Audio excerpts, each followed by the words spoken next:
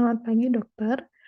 Perkenalkan, saya Komala Pradipta akan mempresentasikan case report dengan topik dental implant.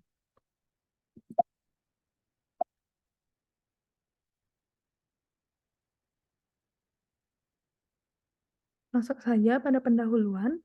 Gigi gerigi berperan penting dalam berbagai aspek, di antaranya fungsi fonetik, estetik, hingga mastikasi. Kehilangan gigi tentunya akan berdampak pada kualitas hidup seseorang. Sementara prevalensi kehilangan gigi seluruhnya di Indonesia pada kelompok umur yang sama mencapai 90%. Dan ini merupakan berdasarkan Kementerian Kesehatan RI 2018. Implan gigi merupakan suatu pilihan dalam menggantikan area gigi yang edentulus, baik sebagian maupun penuh dalam satu dekade terakhir. Tingkat keberhasilan perawatan implan gigi mencapai 95%.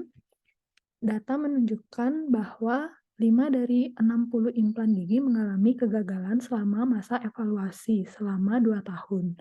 Maka dari itu, pemeriksaan penunjang radiografi sangat diperlukan pada perawatan implan, bahkan setelah penempatannya. Langsung saja untuk laporan kasus 1, di mana pasien wanita berusia 56 tahun datang ke RSGM Universitas Airlangga, ingin merestorasi gigi yang hilang di rongga mulut dengan sedikit implan gigi. Kondisi umum pasien baik, gambaran ekstraoral menunjukkan pasien dalam kondisi baik, kondisi intraoral menunjukkan pasien telah kehilangan gigi pada gigi 18, 38, 26, 38, 37, 45, sisa akar gigi 47 dan 48, serta pulpitis irreversibel pada gigi 46. Hasil radiografi menunjukkan bahwa pasien mempunyai dasar sinus yang rendah, namun pasien menolak pengangkatan sinus dan direncanakan gigi tiruan jembatan untuk gigi 25, 26, dan 27. Untuk gigi 37, 45, 47 direncanakan dilakukan implan gigi untuk memulihkan gigi yang hilang.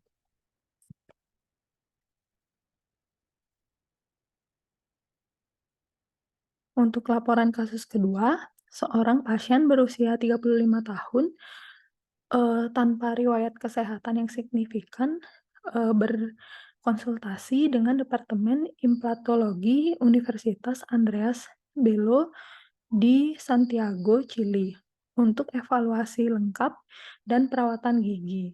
Tim dokter gigi melakukan pemeriksaan klinis. Jadi didapatkan sisa akar yang membusuk pada gigi 14 dan 15 yang selanjutnya dilakukan restorasi ekstensif yang memperlihatkan bagian distal subgingiva yang dalam. Dokter gigi memutuskan untuk mencabut gigi 16, 15, dan 14, dan kemudian segera melakukan pemasangan implan.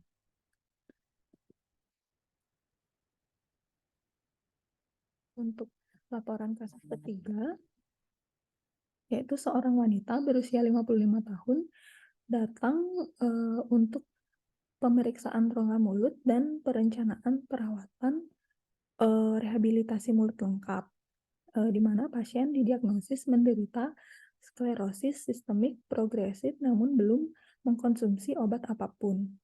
Pasien sesekali mengeluhkan mulut kering dan gusi meradang, yang merupakan manifestasi khas penyakit ini. Hasil ronsen rahang menunjukkan bahwa gigi 14, 24, dan 27 perlu diekstraksi atau menjalani perawatan saluran akar. Untuk perawatannya dilakukan pendekatan eksperimental baru yang disebut pemasangan implan transdental.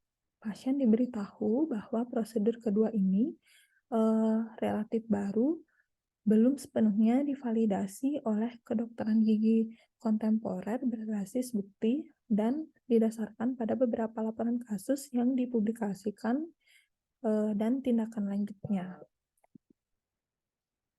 Untuk pembahasan, Implan gigi merupakan salah satu tata laksana untuk keadaan edentulus sebagian maupun penuh. Implan gigi harus diletakkan dengan baik, di mana dokter gigi harus mampu mengevaluasi faktor anatomi seperti keberadaan kanal mandibularis, sinus maxillaris, ketebalan dari plat kortikal, dan densitas tulang vital pada masing-masing regio. Implan gigi dapat memberikan keuntungan jangka panjang seperti efektivitas biaya, perawatan yang mudah, peningkatan kualitas hidup, dan kesejahteraan pasien, serta pencegahan terjadinya resorpsi tulang. Tingkat keberhasilan dari implan sampai saat ini tercatat sukses 90% kasus sepanjang 15 tahun, akan tetapi masalah jangka panjang belum dapat diprediksi. Dan hal ini mungkin saja terjadi berupa kelainan secara biologis seperti resesi gingiva atau peradangan. Keberhasilan dan prognosis perawatan implan gigi dipengaruhi oleh pengelolaan faktor risiko pada pasien, seperti diabetes tidak terkontrol, riwayat penyakit periodontal, bruxism, dan trauma oklusal, dan sebagainya. Untuk interpretasi kasus pertama, yaitu pada gigi 37, mahkotanya itu menghilang, tidak ada. Akar gambaran radiopak berbentuk silinder berukuran kurang lebih 8 kali 4 mili, menyerupai implan gigi. Membrannya tidak ada, lamina duranya tidak ada, alveolar crest-nya dalam batas normal, furkasinya tidak ada, periapikalnya dalam batas normal, kesannya tidak terdapat kelainan, radiodiagnosisnya tidak ada. Interpretasi kasus kedua, yaitu implan gigi pada gigi 15, di mana mahkotanya terdapat gambaran radiopak pada seluruh permukaan mahkota menyerupai bahan protesa crown. Akarnya terdapat gambaran radiopak berbentuk silinder berukuran kurang lebih 10 kali 3 mm, menyerupai implan gigi. Untuk membrannya itu tidak ada, lamina duranya tidak ada, alveolar crest dalam batas normal, furkasinya tidak ada, periapikal dalam batas normal, kesannya tidak dapat kelainan. Radiodiagnosisnya tidak ada. Implan gigi untuk 16, yang pertama mahkotanya terdapat gambaran radiopak pada seluruh permukaan mahkota menyerupai bahan protesa crown. Akar terdapat gambaran radiopak berbentuk tapered berukuran kurang lebih 10 kali 4 mili, menyerupai implan gigi. Membrannya tidak ada, lamina dura tidak ada, alveolar crest dalam batas normal, furkasinya tidak ada, periapikal dalam batas normal, kesannya tidak terdapat kelainan, radiodiagnosisnya tidak ada.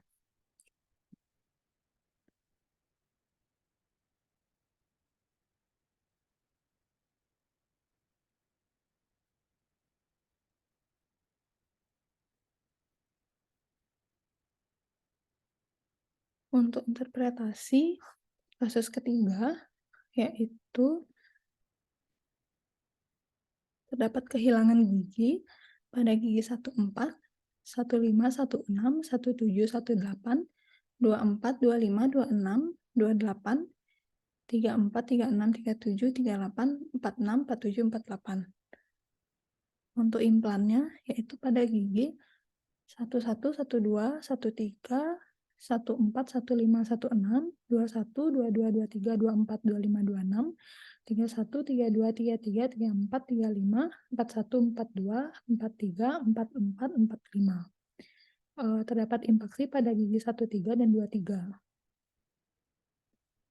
Kondisi mahkota, terdapat gambaran radiolucent pada seluruh permukaan gigi 27, gambaran radiopak pada seluruh permukaan mahkota gigi menyerupai bahan protesa crown.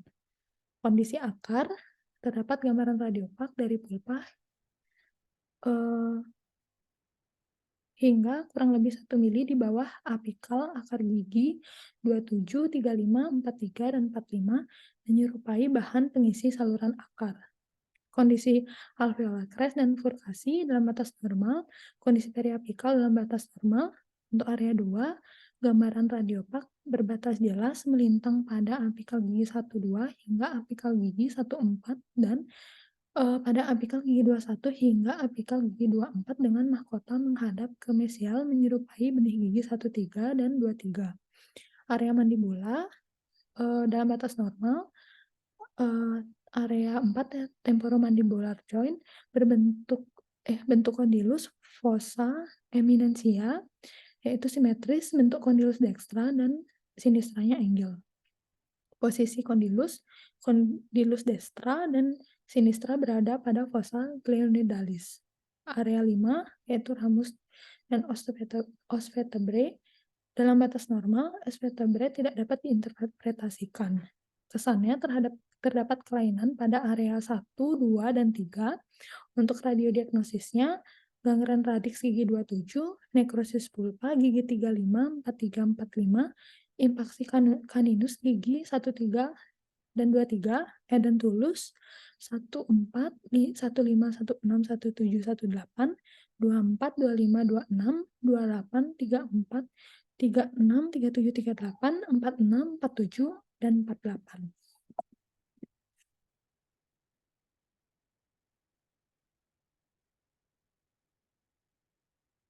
Untuk diagnosis bandingnya yaitu periimplantitis, di mana merupakan keadaan patologis pada jaringan periodontal di sekitar area implan yang dicirikan dengan adanya inflamasi pada mukosa periimplan dan kehilangan jaringan tulang pendukung secara progresif. Secara radiografis, periimplantitis dicirikan dengan adanya kehilangan tulang pada daerah sekitar implan setelah dilakukan pemasangan protesa. Lalu ada periimplan mukositis, merupakan inflamasi rekuren akibat akumulasi bakteri pada jaringan sekitar implan. Gambaran klinis yang sebenarnya sama dengan gambaran klinis dari periimplantitis. Secara radiografi ditemukan kehilangan tulang di sekitar implan tidak mencapai 3 mili. Untuk kesimpulan, pemeriksaan penunjang radiografi merupakan salah satu standar yang dibutuhkan selama perawatan implan. Kombinasi dari radiografi periapikal, panoramik, serta CBCT disarankan baik pada fase prebedah, postbedah, dan kontrol. Informasi radiografi yang didapatkan dapat menjadi bahan pertimbangan bersama dengan informasi dari pemeriksaan subjektif dan objektif untuk penegakan diagnosis serta rencana perawatan ke depannya. Disarankan dokter gigi mempelajari gambaran khas, berbagai macam gangguan pasca penempatan implan, serta teknik radiografi yang direkomendasikan. Sekian presentasi dari saya dan terima kasih.